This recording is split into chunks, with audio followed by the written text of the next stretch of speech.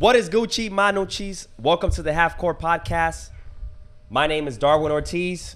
Behind the cameras, co-host Aaron Valles, and we got a special guest today, Jorge De la Taper. What's good, bro? Yo. Thank you for coming. Thank you for here. stopping by. So let's start off by just kind of introducing yourself and what you do, bro. Well, yeah, as you said, I'm Jorge De la Taper, man. I own Supreme Barbering, local barbershop here close to Midtown, OKC. Just a humble kid from humble beginnings, Hell yeah. So you said it's in Midtown, huh?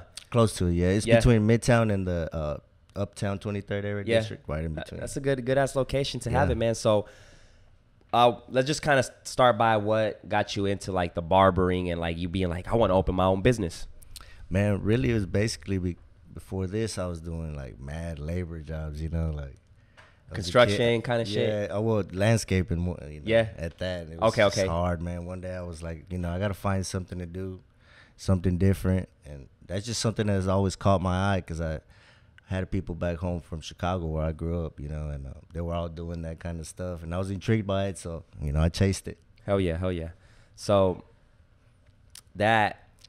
Because I seen your page and shit, and it's like pretty clean ass cuts, man. So can you explain the transition of landscaping to barbering? Like, how did that come about? Like, oh man, really? The process of it, like when did you go to barber school and when, all that good jazz? And how was the process of getting your license and opening the business? Okay, well that was a long process, but I'll try. Go for it, man. But really, man, I moved down here from Chicago. I grew up. That's where I grew up, and I was about 16, 17. I think I was going into my senior year in high school.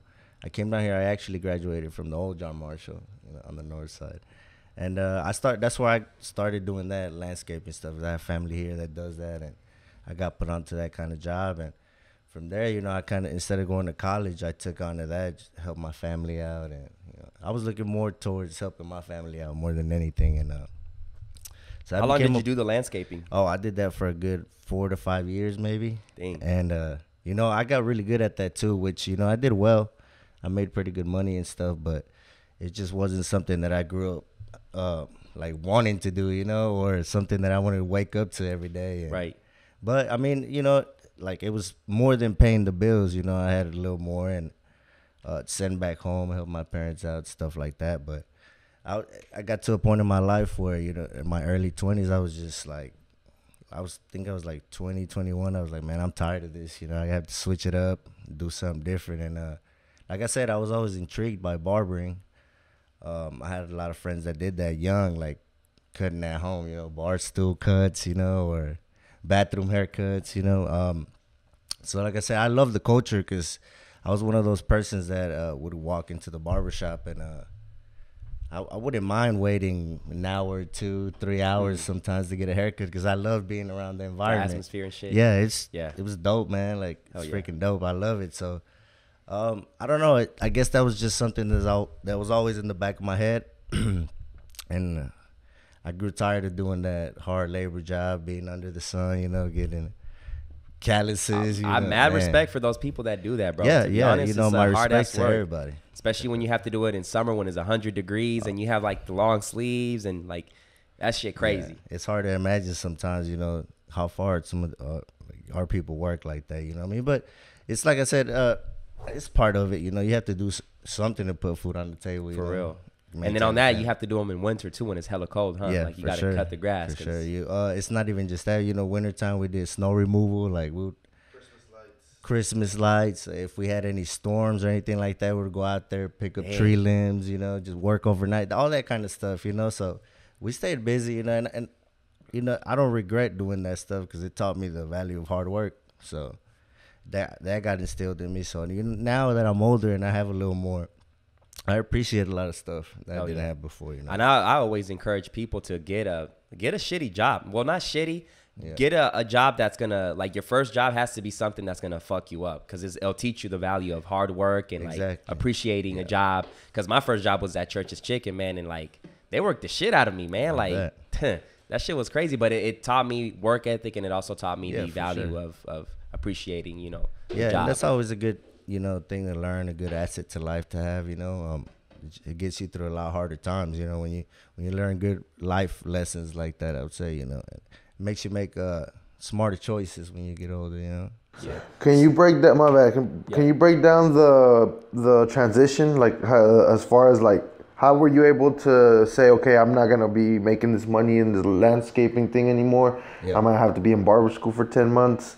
How'd you prepare for that? So I mean, I think I've told you the story before too, how I came across barbering. It was actually kind of not by mistake. It was just more of like a little hiccup in life, you know. Like I was doing that landscaping stuff, and I forget, one day I did something messed up one of the work trucks or something, you know. It was something like that happened, and I ended up getting into it with the boss, and I had grew tired of it, you know, mixed emotions, and I was like, you know what, I quit. I was gone. I left. So when you quit, you had nothing in mind as far as No, like, I you didn't didn't. have a plan. So it's like, I'm tired of this shit. I'm out. Yeah, but I was living with family at the time, so I guess, you know, it wasn't so bad. They kind of helped me out, and you know, they knew the situation a little bit. But anyways, like, so when that happened, I did that with somebody else. I was doing the same thing because that's all I knew at the time, and I was depressed at home for like 2 weeks, you know, because the boss was helping me pay for my car, my insurance. So once I like quit, all that was gone. It's like I don't have a car. I got, you know, I'm living at my family's, my relative's house, and I don't have. And how old were you at the time? At the time, I want to say I was going on almost 22, maybe. 22. Yeah. Okay. I was probably 21, close to 22 at the time. I did landscaping 5 months with somebody else, and then the owner from we grew to be more than just, you know, owner to worker. We became friends, but we had that mishap, and so it kind of happened how he hit me up and then wanted me to go back to work with him, stuff like that. And I was, you know what, I want to do something else, you know. I'm saving up money. I want to shoot for something else, you know, and I don't want to go back to doing the same stuff, depending on somebody else. And he was like, I wish you would have told me this a long time ago, you know. I'll help you go to barber college. So that's kind of like how I went back work with him for like 2 months, and he helped me pay for barber school. I lived with him for that year that I was in barber school, and after that, he helped me do my thing, you know, and started working at my first shop. A few years no, I think I worked there like 8 months. So in the process of landscaping and when you transitioned to barber school, that was a year, right? About a year, yeah. Okay. Mm-hmm. Before that, did you like do any, like you were doing cuts, or like how did you, or you just jumped into barber school and you was like, I'm gonna learn as I go, or like did you start it back? I'm a fast learner. So you learned it in the process of school. Yeah. So I mean, when you went into school, you didn't know shit about cuts. No, I didn't actually. I was just always intrigued by it. Okay. The barber game, you know, it's always in the back of my head. But when I started barber college, I guess I was still doing that landscape stuff like part time while I was living with my old boss at the time, and from there, like I just picked. They showed us the basic stuff, and from there I started cutting some of the workers from where I was working at, you know, with doing house calls, like I said, those bar stool kitchen haircuts, and we went from there, man. Like it was just a long process, you know. It's hard to fit everything into one, but that's crazy that your boss fucking was like, damn, dude, you should have just told me.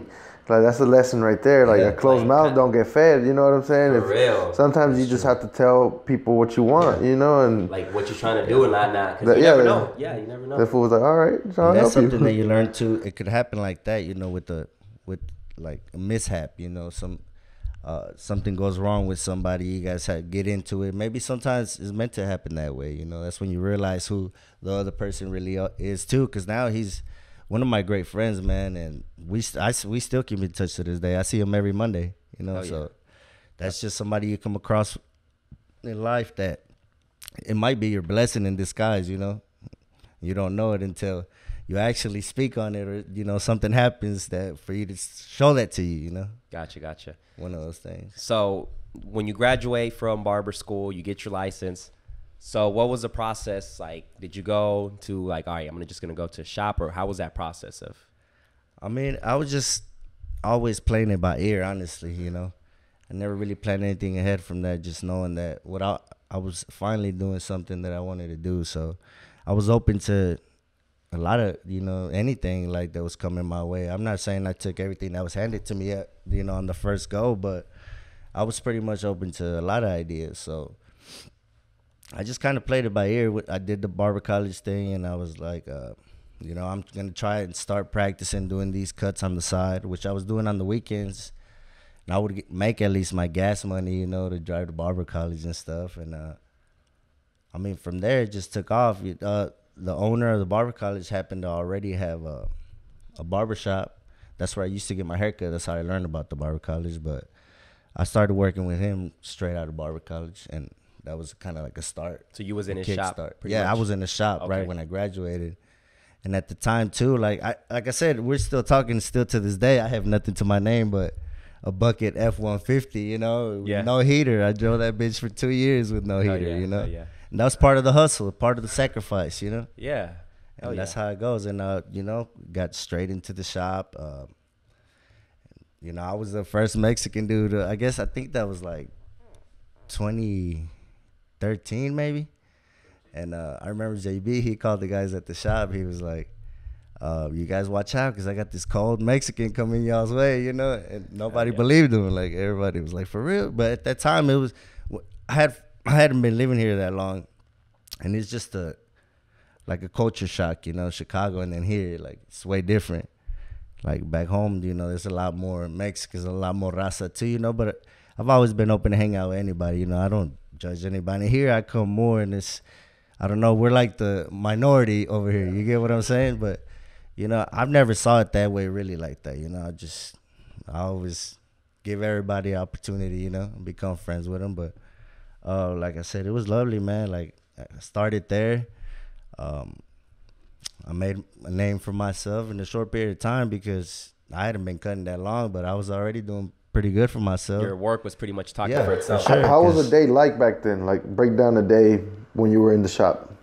It was just hard, man, because, like I said, I'm the only Mexican in the shop, and I'm in the North Highlands, you know what I mean? Like, there's people coming in there, and they're just kind of looking at me like, I don't want this dude to cut my hair, you know? I was chilling for, like, a good 2 weeks without really getting haircuts like that. You know, it was kind of discouraging at first, but I always have that mentality, like, I'm not going to give up. Like, it's like anything, thug it out, like, it's like anything, you know, like. Yeah. But that's one thing that I love about myself. You know, we got to realize our traits and what we're good at. And that's one thing I love about myself. Like, I don't give up, you know. Like, you can have 100 negative things thrown my way, but I'm going to keep going like a fucking bull. You know what I mean? Hell yeah, that's how you got to think of life. That's how you got to live it. So once you get your clientele and you still working for the shop, when was, like, the transition to, like, all right, I wanted to get my own shop? Well, from there, you know, I kind of established my name and myself there. It was under a year. After you got the license and stuff? Yeah, like within a year, I already had an apartment like right next to the shop, so I was just walking to work. But like I was able to just take the risk and jump straight into it. And I didn't have no really, mishaps, or I didn't fall back. Like, and that was encouraging in itself because I'm like, well, shit, you know, I can do it. Like, I went straight from being in the labor industry and then jumping into my dream career now, you know, and it's happening, like, you know, it's really happening. So from there, went to work at Fading Up. That's I got put on there by some friends, started working over there. So that was the shop that I stayed at. The one that was on 23rd? Yeah. Okay. Originally on 23rd. Yeah. That motherfucker was booming. For and real. that's the place where, I saw more opportunity, and it was another side of the industry that I wasn't faced with being at JB's, because over here at the last shop before that, it was more of a, you know, quiet, family, like churchy environment. Then we go to Fading Up, and it's like, all like, it's turn like, all the time. it's People always have up, something to say, talk about, you know, sports. Just crazy, like, so the energy was like, like the barbershops you see in movies type shit. Like, yeah, exactly. So after that move, I lasted there 4 years, I want to say. Fading Up. And at that point, I realized, you know, I got the best of both worlds already within the industry, and I'm ready to just kind of go out there and do my thing at the time. And it was, it's hard for me to guess the years, but No, just maybe 2014, 14. Yeah, I want to say like 14, 15. I started thinking to myself, you know, now I've been in this a few years. It's time to try to make something happen. So from there, man, like I started grinding it out, and I just had a vision. I had something like instilled in my head. Like, I don't know when I'm going to get a shop or where it's going to be, but I know that I need to start buying barber chairs right now. And I know I need to start buying whatever I can envision how it's going to look like at some point. So that's what I started doing, man. I started every bit of money, like 2 whole years I stayed in. I didn't go out anywhere, like just saving the streets. You wouldn't see me, you know. Hell yeah. Stayed in, saved up, like every month I would have spare money, bought a barber chair, you know, and they're not cheap. Talking about like $800-900 a piece. So, you know, you can guess how many months it took me to buy. I knew I needed stuff for 5 stations. You know, that was what I knew I needed to start off with. So I was looking online. What do I want my stations to look like? You know, got different ideas. Saw the ones I liked, started buying them one by one. So every item in my shop that you can walk in and see today, I bought, you know, one by one. And by the time I knew it, I had all this stuff in storage, you know. I had so much shit already. I needed a storage building. So that's what's up, man. That's kind of tight. Just like stacking that shit. Yeah. A lot of people do. You know, that's some patience. They get the shop, the area first, the location, and then they start buying the stuff. But you kind of did it in like all right, I don't got the location yet, but if I start with the stuff, then but you gotta know like your basic. That's it. You gotta know your basic. Like in any industry, you gotta know your basic tools and equipment and necessities that you need. So let's say if I'm gonna be a tile worker, I know I gotta start buying my fucking tools, tile cutter, and my damn water saw or whatever it is, like before you even think of doing anything else, you know. It's because you got to put your major investment, you got to go shoot for it and knock it out, you know, knock out the big target first, and then everything else comes so once you get the storage, you got all the chairs and stuff there, what's the next move? Man, it's kind of funny because so at the time at that same time when all that shit was going on and it was said and done, I'm close to making a move. So I talked to my boy Scissorhands and I let him know, like, hey, I'm close to making a move, you know. He didn't know how fast it was going to be, though, but coincidentally, it was around the same time they were going to move to the new spot on May and 50th, where they're at now, the original shop. And by this time, I had already been, you know, after work, been driving around looking at. I knew I wanted my shop to be close to like the Midtown area, so that's where I drove around every day, like for months straight. You know, I drove for that right location. So I know that area like the back of my hand, you know, because I did a lot of like searching, you know. But coincidentally, I had talked to a dude about a building before the deal didn't go through, and he had my contact. I have some right. You got one right there, bro. Yeah. He got some. I'm sorry. He had my contact, and so when Scissors gives us the news that we're gonna move to the new building, like it was almost at the same time. I got a call from that dude. He's like, "Yeah, I got this building on Broadway. Come check it out." That was like boom, boom. So at the time, you know, I have good faith in God. You know, I got a good relationship with him, and I was like, if this is my sign, let me know. You know, so I take off. And I go look at the building, and I mean, we wrote the check then and there. We're like, this is what I want. On the spot. This is what I want. So. And to this day, it's that location. That location. 3 years later, 2.5 years later. Okay, nice. So, what's the name of the barbershop? Supreme Barbering. Supreme Barbering. How did the name come up? Man, honestly, it was just kind of like I said, I'm just playing my life, living it by ear, and I came across this dude on Instagram, real cold, like graphic artist, but he does a lot of work for barbers now. But at the time, I seen him doing like these badass logos and stuff, and I'm like, man, I gotta mess with this dude. I'm like, so I gotta come up with my logo, you know. And this. But did you, before going to like thinking about designing the logo, did you already have the name for it, or it was like, I'm just gonna get the logo first and see what comes out of it, you know? I mean, it was like I had got the building. I was taped up. I was working on it. And at the same time, that's where I had to come up with a name. You know, I didn't have a name or nothing like that. So it just, I don't know, that name Supreme Barbering just kind of always rung a bell, like just within me, the realm of thinking of like barber names, you know, like barbershop names. That was just because not only did I want to find something that said barbershop, I wanted to be like including the whole industry. So Supreme Barbershop, no, Supreme Barbering. So now it's like a stamp. We can do whatever with it. Yeah, so, I like that. You know? Yeah, I like it. It's pretty clean. It's pretty catchy. Yeah. To it. So, you got that. You got the name and everything. So where does? So the name was the last thing you got.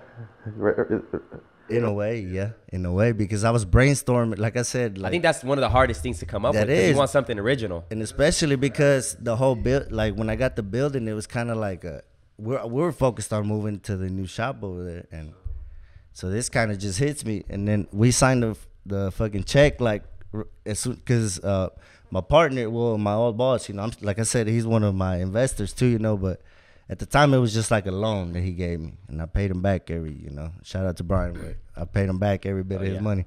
But he's the one that made it happen for me. He was like, don't let money hold you back.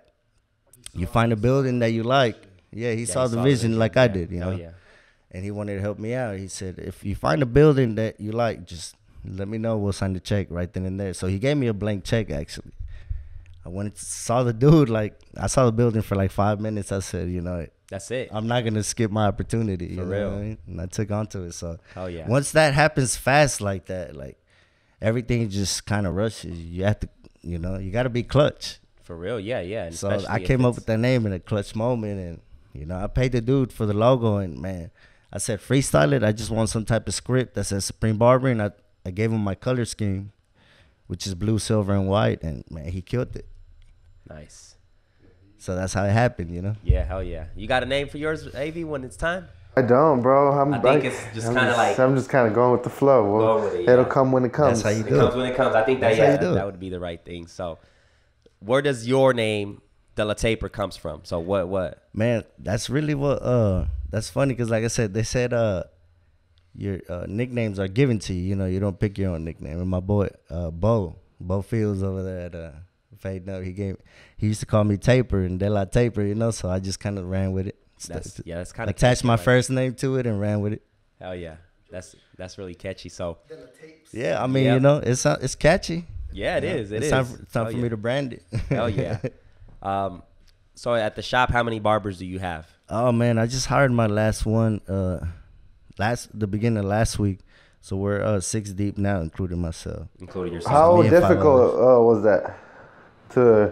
How was the process of finding barberings? Man, it's hard, bro. Like, or barbers. Because this last barber, it took me. What do you look into when you looking like to hire a barber? Really, like I said, I'm a very like kind of spiritual person in a way. I can catch a vibe, you know, I can catch an aura. So, and basically everybody at the shop they've been either put on by somebody that's already working there, or we know you one way or another, you know what I mean? But this last guy, I kind of, you know, it's my boy Tristan. We've been talking before through Instagram, and I just felt good about him. He's a good kid, you know. So that's kind of how I judge it. Like, I'll ask certain questions, or, you know, do little things to see how they respond to it, and you know, that's how I kind of catch a vibe from somebody. Okay. So, I mean, it's not nothing too strategic, you know, but if I catch the right vibe of somebody, I'll give somebody an opportunity. You know, like I said, I'm open to meeting new people. Like I said, I'll have love for you until the day you fuck me over, you know. Yeah, it's a wrap. Yeah, that's how it's supposed to be. So, how do they see you? Do they like you know, working there? Do they like the vibes? Yeah, man. Like, shit, everybody there's like family, you know. Yeah. Like, everybody has their own thing going on, their own world. But when you come to the shop, I always tell them, like, leave that fucking attitude at home, or whatever you got going on at home, leave that shit at home. You don't come over here and take it out on me, you know. It helps to even like put signs. Yeah. No negativity allowed. Yeah. Because like that, that's the thing, man. Because we all have our bad days and shit, but for sure, it just really depends on how, you know, like how you deal with it, you know. So it's like, if you wake up and you put your alarm, you snooze it, you're gonna be the whole day just on some like slow shit. Like that's kind of the way you wake up. That kind of dictates your day. It's kind of crazy. So for reals, bro. I wake up and I don't do my bed, and my whole day is sloppy as fuck. I'm like, just it is, bro. It's crazy. So Yes. So Yeah, man. Like, that's pretty you gotta awesome, leave that man. shit at home. You gotta leave that extra shit at home. Come to work, be positive, and don't take it out on nobody else. Like, you know, we're on a different vibe. Okay. And how are you? How do you handle that? Whenever you got to talk to barbers and check, like not check them, but you know, let them know. How do you handle that? I mean, it's like anything else. I mean, at the end of the day, it's two grown men. You can always be like, you know what? Let's go talk outside real quick, you know, and that's it. And if it has to go any further from that, then you know that person doesn't need to be there. That's just what it is. And we never had altercations like that to where, you know, it gets to where we put hands on each other. No, because I mean, like I said, we don't have that vibe. Like every barber that's in there, it took me about a year to get. You get what I'm saying? So it's not like I'm looking at this shit like for the money. You know, I'm coming out of pocket like the last couple of years, but it's not coming out of pocket because it's an investment into what I see is coming. You know, it's coming back. Yeah. And I just want the right people in my spot to where if I gotta go or run off one day or I don't have to be there, like I'm at the point where I don't have to be in my shop. They take care of everything. Yeah, I don't need to have a camera, but I have one just for security reasons. You know what I mean? But I'm not fucking looking in on spying on them. You know, I'm not worried about it. For real. We use our tools. Shit, you know, like we put it back. You know, you don't ever come to the shop and your shit is missing. You know, if it is, then somebody took it.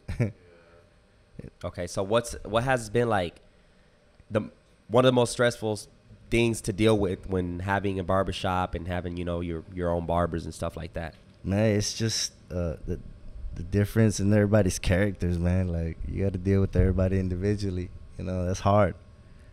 Like, sometimes you got to take a person for who they are, you know, and not take shit the wrong way sometimes. And that's just something you got to learn. And, I mean, like me, you know, like, I can have a bad temper, but I know how to, you know, I know how to act and I know how to hold myself to stuff. But that's just the hardest thing is dealing with everybody individually and different characteristics and people. I mean, you know, some get angrier than others, and you just got to kind of know everybody individually and just know how to deal with them. But that's the hardest thing is just kind of getting everybody to have the same thought about something, you know. Be on the same boat. Agree, I guess. Agree on certain things, but. And you're on top of everything because I used to go to this barbershop and the owner was just didn't care about shit. It's really crazy. And like all the barbers left his shop because like, for example, some lights needed to be changed and the barbers would tell them, hey, we need some lights because, you know, even though we have our own lights that we bring. Was he a barber or he was just the owner? He was a barber. He was a barber too? Yeah, he would cut up too. Good ass location too, good space. Lost the passion. Yeah, but it's like, take care of your environment, man. And like everybody just left because he wouldn't listen. Like the thermostat was always off. Yeah. Like, you know what I'm saying? Like, but you got to stay on top of shit though. That's the part. Like, I always say, like, as a shop owner, as a leader and stuff, I've seen, and that's just because I've seen that being in different shops and different places. Like, whatever that owner or that person that's running that place, whatever their attitude is like, or however they see life, that shit kind of like spreads into the workspace. You know, that kind of like dictates what kind of people you're gonna have coming into your spot, what kind of vibe is in there. You know, if the person's a nice, you know, I think person to get along, you know, it kind of rubs that off into the atmosphere of what you got going on. I think what makes a job shitty is like one of the things that has to do is like the manager and the boss. Like if they are fucking always screaming and wanting everything perfect and shit, you're gonna eventually hate that job. And like when it's time for you to go the extra mile for them, you're gonna be like, fuck them. Like they don't do shit for me, you know? Like they're always doing dumb shit. So like you said, you can just, if you have to go somewhere, you gotta leave on vacation, you know your shop is gonna be in good hands. Yeah, and they know what to do. You know, it's like I said, they return that favor. Yeah, I mean it's just about the vibe in there, really. You know, it's the vibes of the place. Like I said, if you're a shitty person, like even if you try to put up a facade or whatever, you know, if you're deep down, you're shitty and you're a piece of shit. Like that shit's gonna eventually rub off into what you got going on. It just comes out. There's no way of holding that back. Yeah. Eventually it does. Yeah. All right, so that truck that you have outside, what is it about, man? Oh, it's coming. It's what is it? Well, right it's not out yet or what? Well, right now it's just the mobile storage van. Okay. But what's the idea behind it? Oh, well, the idea behind it, you know, rolling billboard. Oh shit! Wait, we got technical difficulties. Hey, tighten that up, bro. You got? Let me see. Need a repositioning. I think I just been moving it too much. Wait. Yeah. Loosen it. Just loosen a little bit, and then position a little bit better. Yeah, just loosen it all the way, and then I'll put it. Yeah. All right. So let's get back to it. Technical difficulties, but that ain't stopping us. Where were we? Like we were talking about the truck, right? Yeah. So right now it's just a mobile storage van, but the idea behind it is I want to do a mobile barbering service.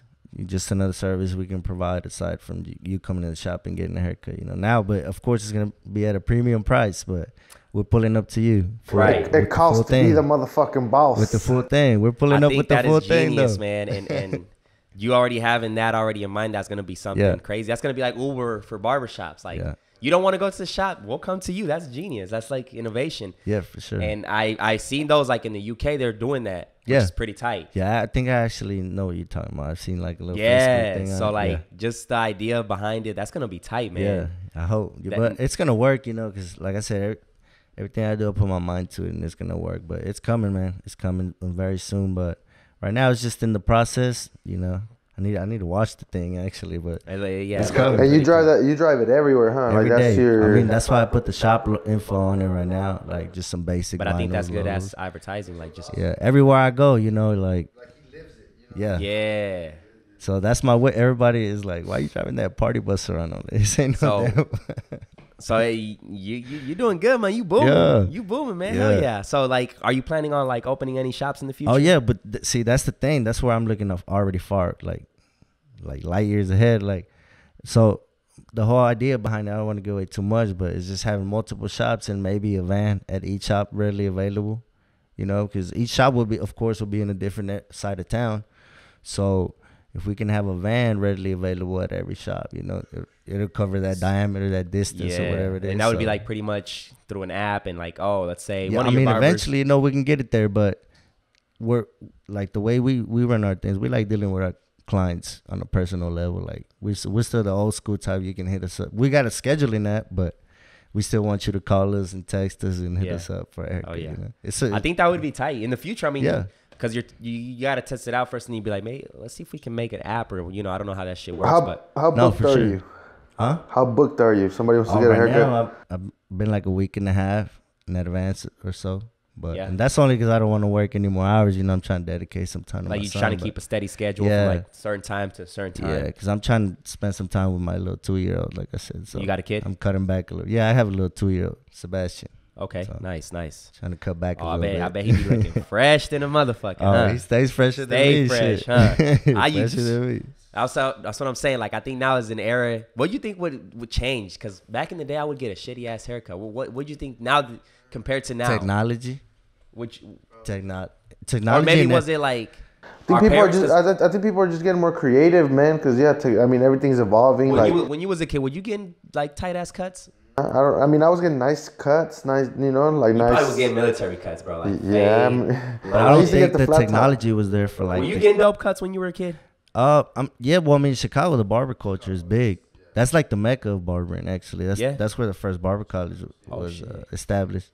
But I feel like technology has changed everything. Like the tools and everything they make now is like fucking top notch, bro. Like now you can do so much shit because of the shit that's available to you. Back then, we had clippers and stuff, but now we got cordless shit. We got shavers that get super close, like it's ridiculous. And then you have a lot of tutorials too. Like back in the day, people didn't really have all that, so now you can have a little fucking 14-year-old back on technology right there because it's apps, and now you have fucking social media that has nothing to do. So he's just looking at barbering videos, and then he's like, "Fuck it, I'm gonna try it on my homies." And then that's how you get good, though. That's how you keep that. Yeah, I don't remember having the damn what's it called the thing, the shaving thing that doesn't cut. I forgot the name of that. That doesn't it doesn't cut your hair, but it cuts the clothes like the little shavers. The shaver. Yeah. I didn't have that when I was a kid, like the barber. So that's what I'm saying. It's crazy. Man. Yeah, it's crazy. But that's cool, man. Like that you have a set schedule and like business is booming already as it is. So like, why put in the overtime when you can spend that time on doing other stuff like I put overtime in on the back end. I work most of the week, but it's worth it because like I said, having a business. One of my friends always told me is like having a business like having a child. You have to nurture it because that's what's giving back. That's how you making your living. So you have to put that before a lot of stuff. Hell yeah. If that's how you make it, if that's how you put food on the table, you know. For real, for real. What would you say is the number one key to your success? Man, it's just honestly, it's passion, bro. Like not losing it, because if you lose passion, you lose a lot. So that's the key, you know. Keep that fire lit. Yeah. Keep that fire up under your ass somehow. I mean, I can tell you're a smart man with your money. So are you the person that spends it on dumb shit or what? Man, I used to. Don't get me wrong, but I think we all did it at one point, you know. I mean, I'm not perfect shit.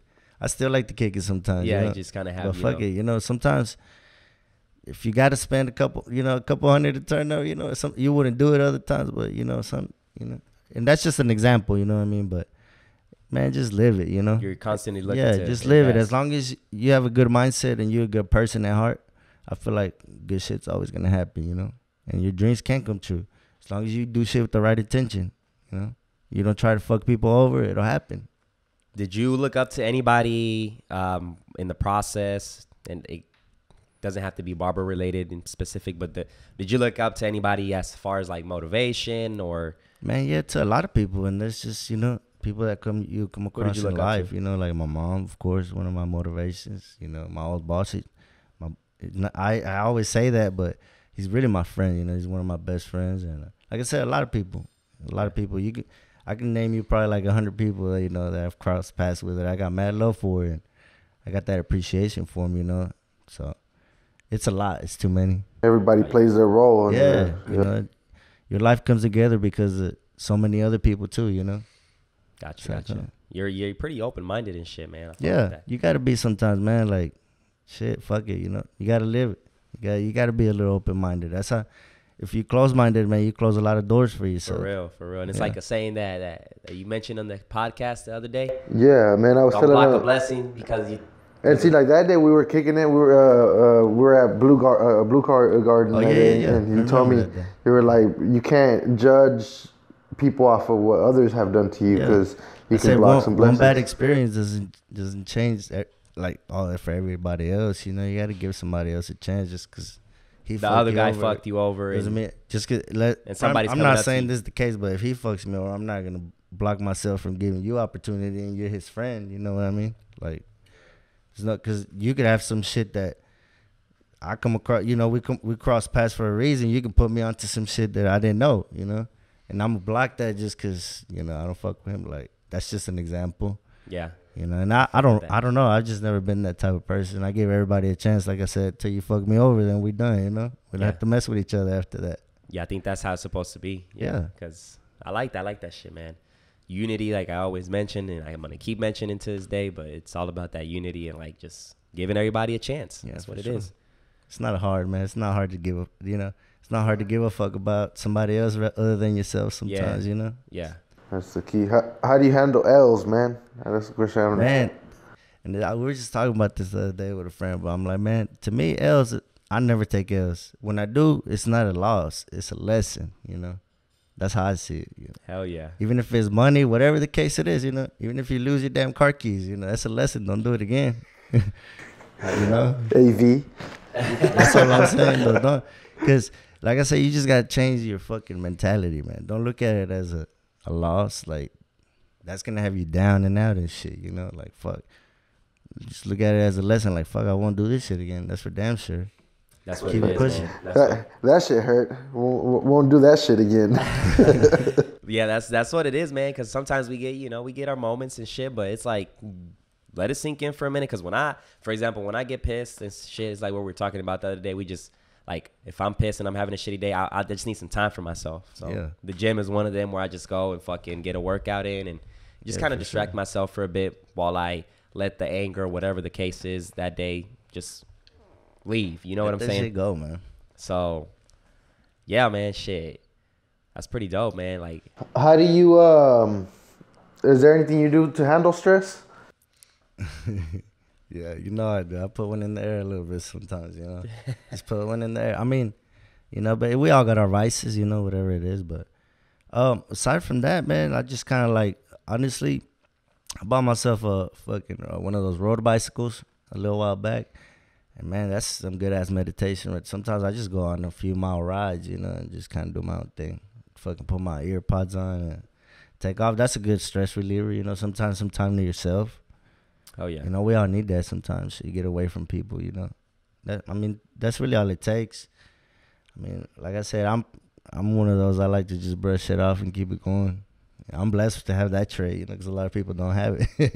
You don't take shit personal. Nah, man, like, you know, keep it pushing. It's not, if you didn't lose your life, it's not the end, you know. Fuck it. So where do you see yourself in 5 years from now?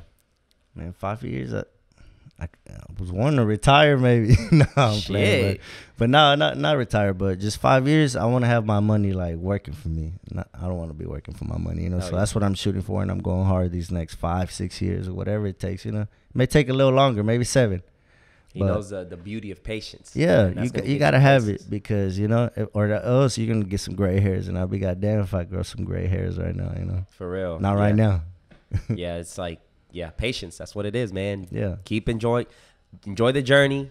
Keep doing what you're doing. That will just come. Yeah, there's going to be sticks and stones thrown at you along the way. But shit, just put your damn hands over your head.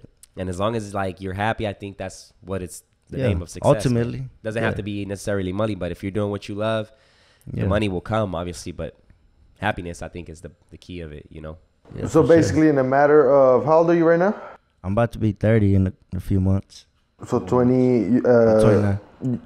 23, you got out of the barber school? Yeah. I started working at JB's at 23. Yeah, 23. And I lasted there about like 8-9 months. And then the rest of the time I fading up until 2017.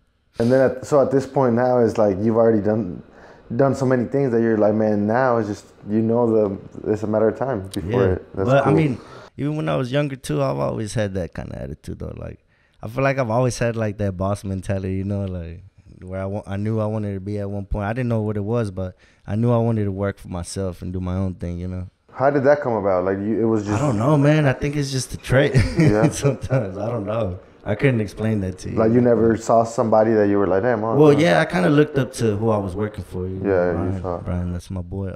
The one that owns the landscape company. That's kind of who I look, because I seen the shit, you know, how he kind of, even the years I worked with him, I seen him grow like a ton, like, you know what I mean? Like, I saw a lot of change, and he kind of introduced me in a way to that lifestyle too. Like, he used to let me tag along with him, you know, go to fancy restaurants, and he used to let me ride in his fucking Lambo and shit like that, you know what I mean? Lambo? So, yeah, that boy got toys, you know, but that's kind of like the shit. He included me, you know, kind of like a homie, you know. Like, you got to see something bigger. Yeah, he took me up under his wing because I guess he saw potential in me, you know, and I'm kind of grateful for that. Like I said, it's the people you meet along the way. Hell yeah. So, how did you meet this cat?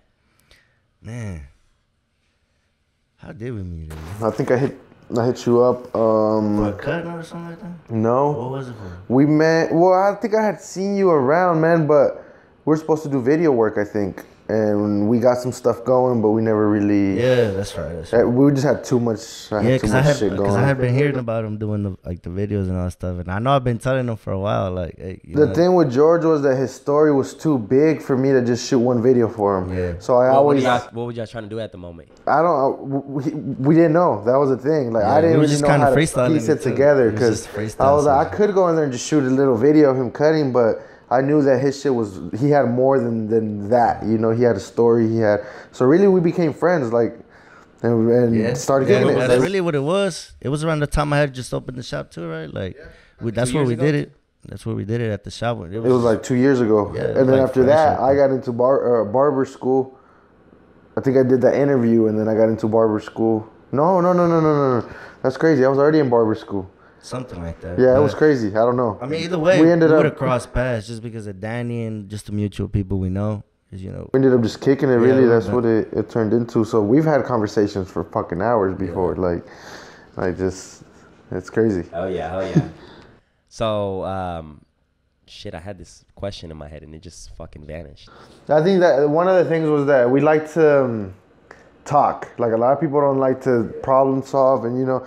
And that was one of the things that I like going over there to Supreme, because I know that we're going to sit there and talk game, you know, like real shit, like that's gonna benefit, not just gossip and conversation and shit. Yeah, it's a positive That's what vibe. it seems like. Nobody wants to have healthy conversations anymore, man. Everybody just wants to down talk the next person. What Nah, that would that gossip and all that bullshit. So with going over there, I knew that we were gonna talk about our dreams and goals and what's coming. So as a director, I felt like I needed to do that first before I could shoot anything for him, you know, because it was like, bro, I mean, it's been a process, but I've always told them, like, we're gonna cross paths at the right moment.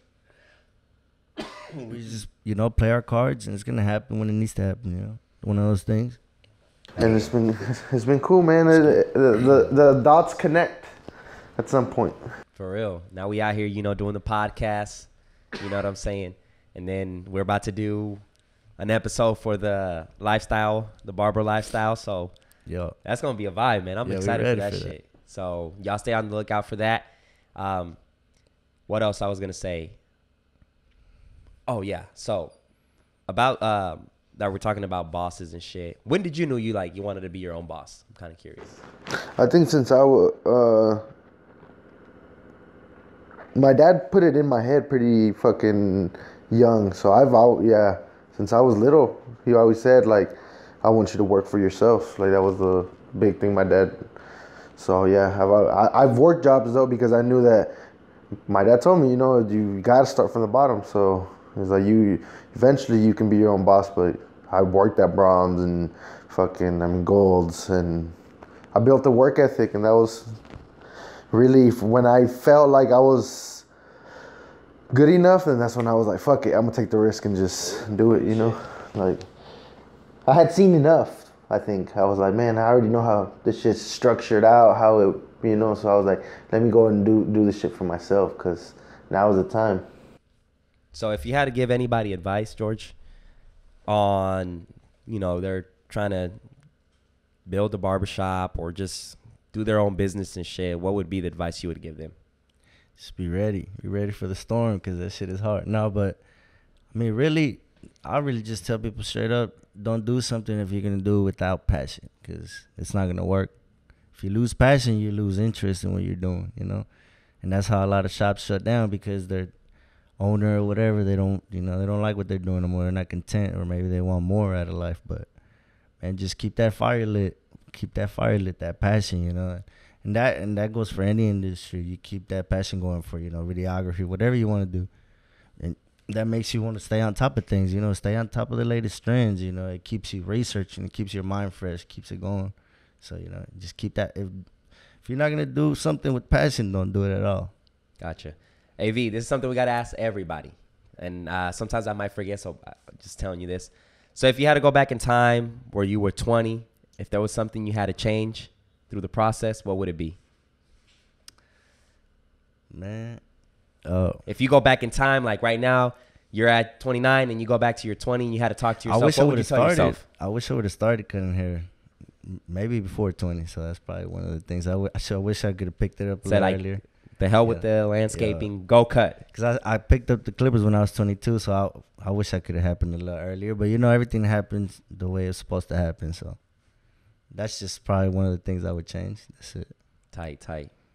What about you, AV? Let me ask you that question. Fuck, bro. I don't know. 20? So let's say, 5 years, 20-year-old Aaron Valles.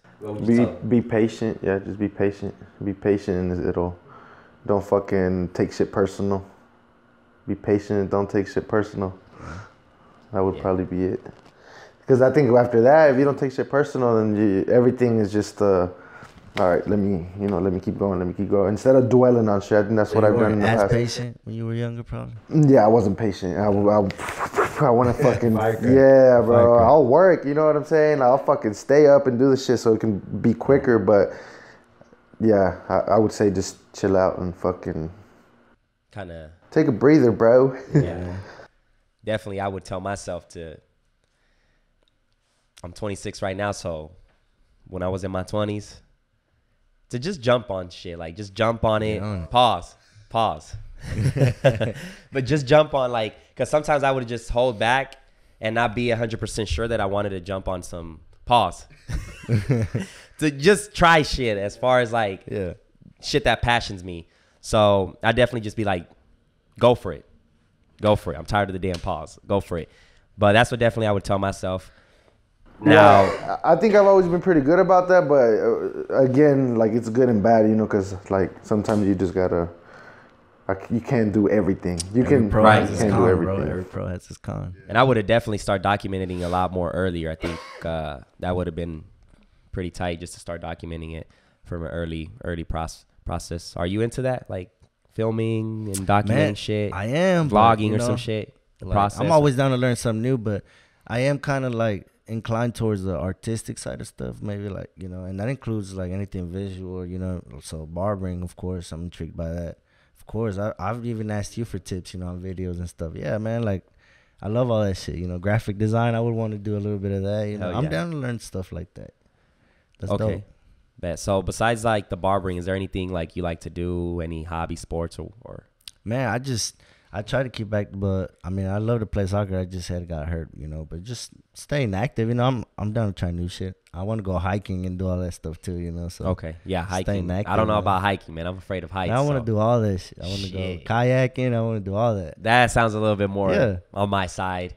Jumping off of a plane, I'd rather do that than hiking, to be honest. Yeah, so I mean, I don't have like a specific, but like I said, I bought that road bike, so I've been trying to get into that a little bit and ride a little more. But How many that's days pretty dope. do you have off right now? Huh? How many days do you have off? Man, right now just Sunday and I would say Monday, but not really because I go fucking clean the shop and do all that shit. Make sure so. it's in shape. Yeah, you just gotta stay working, bro. You stay working, but really just Sunday, bro.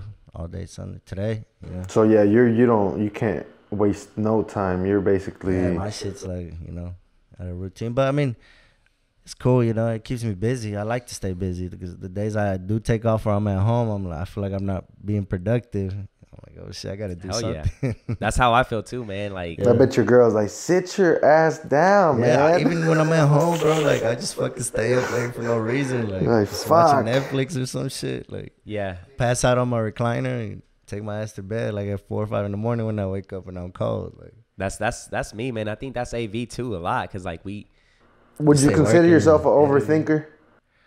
Man, not really, because I've done a lot of shit just On the spot. A lot of times I just sometimes, but you got to be able to judge a little bit, you know.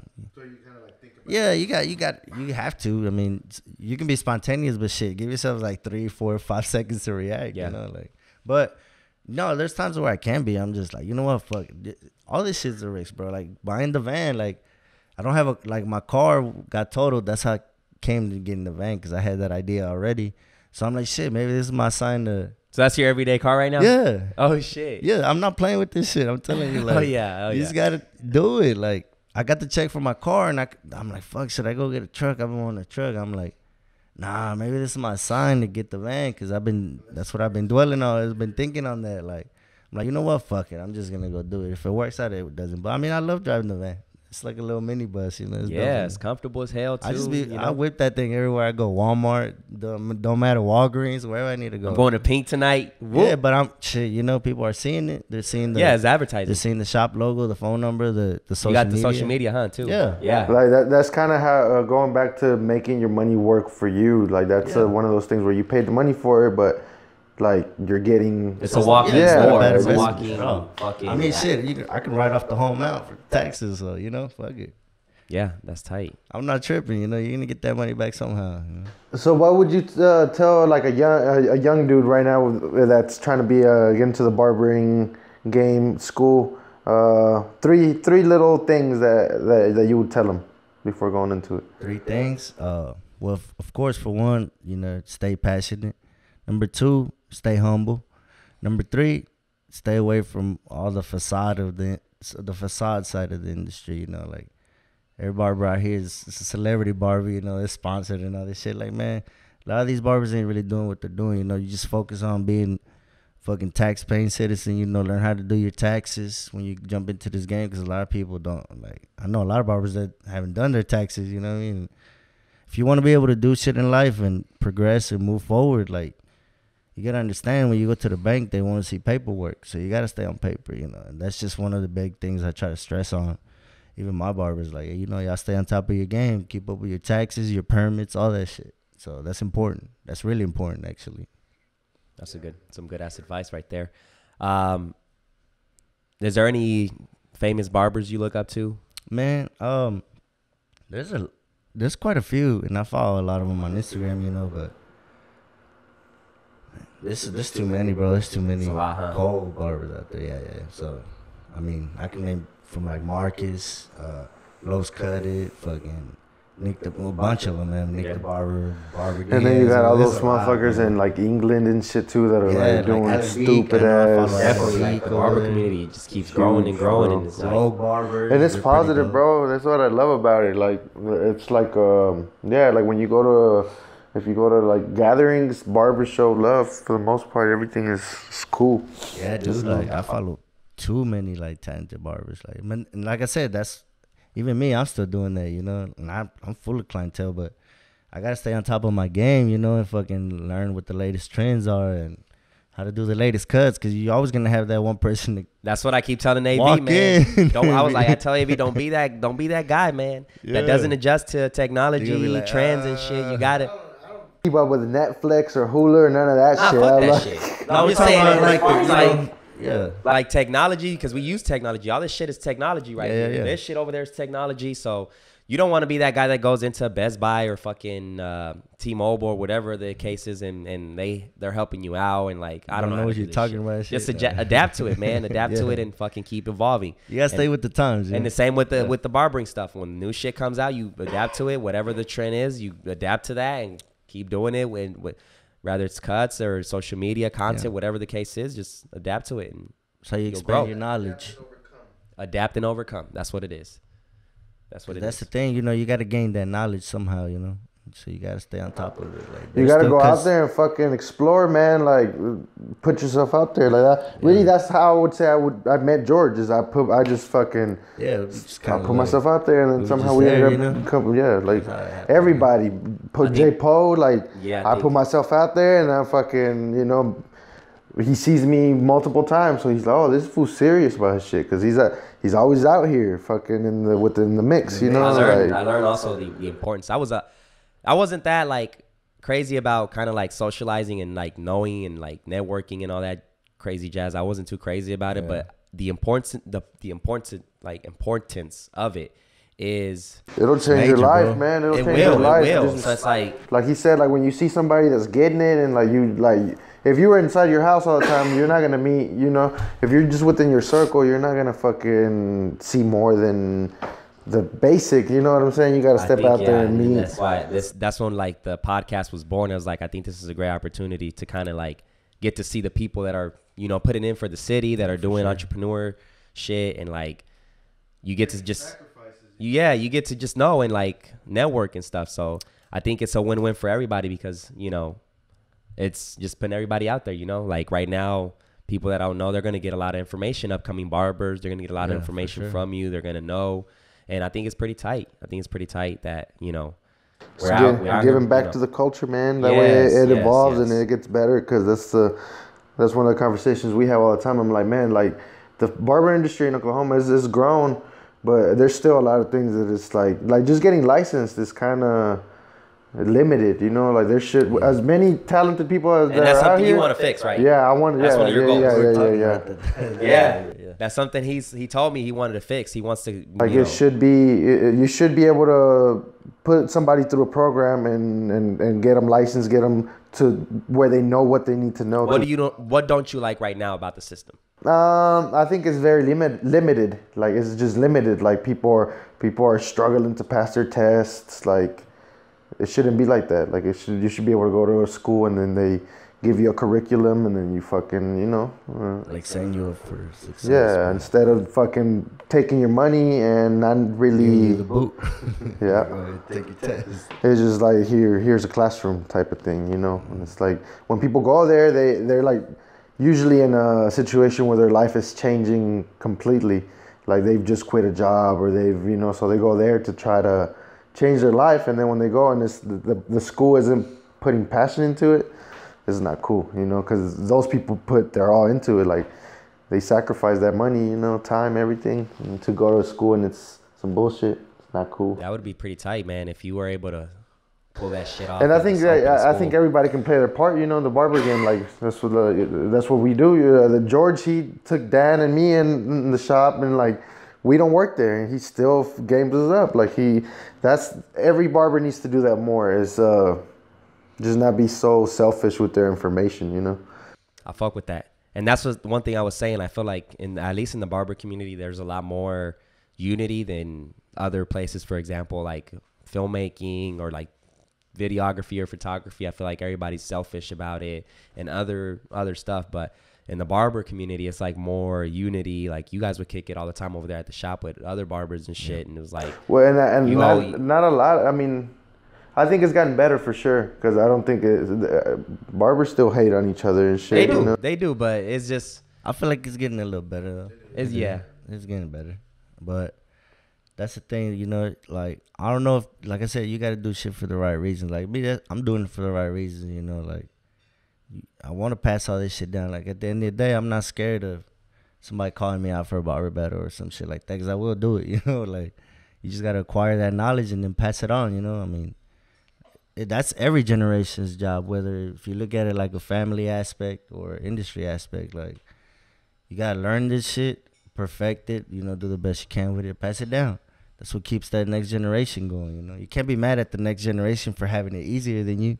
right. Like, that's the whole fucking point. Like, Right. Even like your kids, like, I'm not doing this shit so my son can work harder on himself. Yeah. Like, You're not gonna hate on your son. And that's why I don't understand when people don't see it that way. Like, why hate? Why do all this shit? Like, instead, pass the game down, you know? Like, I don't give a fuck. Somebody can outcut me, but I can still defend myself. You know, I know what I'm doing. Confident in your work. A lot of people don't see it that way. It's more, they see it more like a competitive aspect, like me, you know. And it shouldn't be that way. Well, it's competitive, I think it's more selfish if it's me. Yeah. If it's, It is it's a good lot to be of competitive once in a selfishness while, to it, but yeah.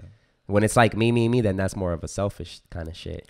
But I feel like it's like that. Like I said, that's just one of the sides to that. But like I said, you know, that's our job. Make it easier on the next generation. Pass that shit down, man. You know, teach the next barber. Like, why would you want to see somebody doing bad? Right. Or chopping somebody, you know? I'm the type to intervene with my barbers and be like, you know what, bro, try it this way. Do it like this, you know? And they appreciate that. And then like the more cold barbers you have, the fresher, you know, the fresher everybody's gonna look. Like, right. And then like everybody in Oklahoma got fresh ass cuts. It's like the homie, a lot of guys would say, like, there's plenty of heads out here, so like that's not even gonna be an issue. But the fresher, the more talented barbers get, everybody gonna look fresh. And I like to compliment somebody on the cut. Yeah, you know what I'm saying? Like, shit. But I think you guys got something going on, man. Like, in the future, you know, once AV gets his shop and, like, you know, business is booming, and I think you can get together and put some dope shit together. Get like a little barber club going or something. Barber like club, barber school, and all that good shit. And, you know, we're going to keep going, man. Yes, sir. Well, right now we're going to go shoot for the barber lifestyle. So that's really my contribution to the game. Like, be able to share knowledge on that channel that is for free. You know, tell people exactly what to do. Like, this is what you need to do to get your license. This is what you do. That way, there's no excuses. It's no filter. It's just how it is. So we're going to wrap this up. We've been here for an hour and 4 minutes. Jorge, would you like to add something else? Man, not really. I feel like we covered a lot, but, you know. Once again, brother, thank you for taking the time to stop by. Aaron, would you like to add something else? Thanks for coming, bro, and sharing the jewels, man. Thanks. So that's about it. We're going to wrap this podcast episode. Stay on the lookout for the previous episodes to be come out. This one will be coming out pretty soon because it's going to be a weekly thing. So that's about it. We out. Peace. Bless.